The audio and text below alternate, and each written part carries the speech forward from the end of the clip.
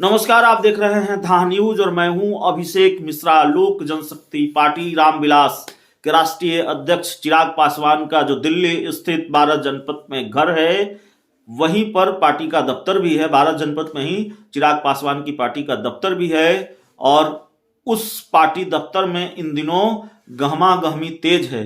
उस पार्टी दफ्तर में यानी 12 जनपद में हलचल तेज है क्योंकि लगातार बैठकों का दौर जारी है।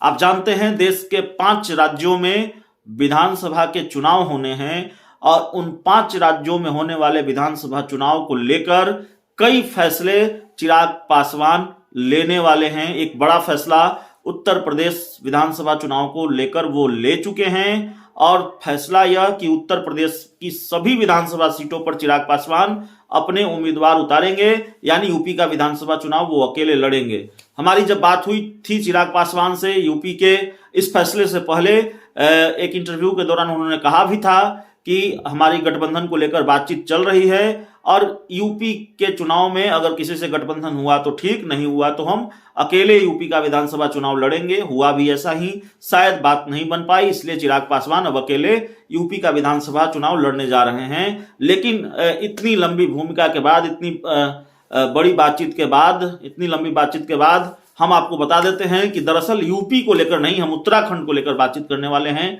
उत्तराखंड में भी विधानसभा चुनाव, जिन 5 राज्यों में विधानसभा चुनाव होने वाला है इस साल यानी 2022 में, उसमें एक राज्य उत्तराखंड भी है और उत्तराखंड को लेकर, उत्तराखंड में होने वाले विधानसभा चुनाव को लेकर चिराग पासवान के घर पर दिल्ली में 12 जनपद में बैठकों का दौर लगातार जारी है। कई बैठकें हुई हैं, 2 या 3 बैठकें हुई हैं जो जानकारी आ रही है सूत्रों के हवाले से। हालांकि एक बैठक की तस्वीर भी सामने आई है, कल भी एक बैठक हुई है और उत्तराखंड में होने वाले विधानसभा चुनाव को लेकर कोई बड़ा फैसला चिराग पासवान अगले कुछ घंटों में ले सकते हैं। खबर यह भी है कि बैठक और भी होनी है। कल जो बैठक हुई है उसमें उत्तराखंड के तमाम जो पदाधिकारी हैं वो मौजूद रहे हैं। इससे पहले भी बैठक हुई है।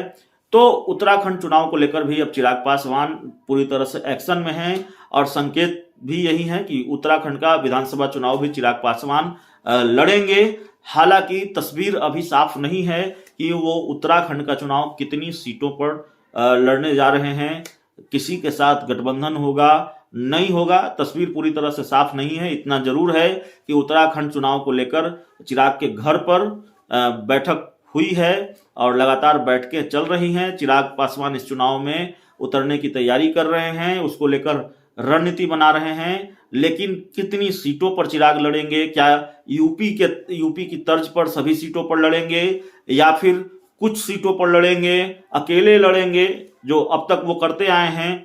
बिहार विधानसभा का चुनाव अकेले लड़ा, बिहार का उपचुनाव अकेले लड़ा, यूपी का विधानसभा चुनाव अकेले लड़ने जा रहे हैं, तो क्या उत्तराखंड का भी चुनाव अकेले लड़ेंगे? इन चीजों को लेकर थोड़ा सस्पेंस जरूर है। लेकिन माना यह जा रहा है कि अगर उत्तराखंड चुनाव को लेकर बैठकों का दौर लगातार जारी है, तस्वीर भी आप देख सकते हैं अपनी स्क्रीन पर, तो जरूर चिराग पासवान अगले कुछ घंटों में, अगले कुछ दिनों में उत्तराखंड विधानसभा चुनाव को लेकर कोई बड़ा फैसला लेने वाले हैं। तो इस पूरी खबर में इतना ही, इस पूरी रिपोर्ट में इतना ही। और अगर आपने हमारे चैनल को सब्सक्राइब नहीं किया है तो कर लीजिए। बहुत बहुत धन्यवाद।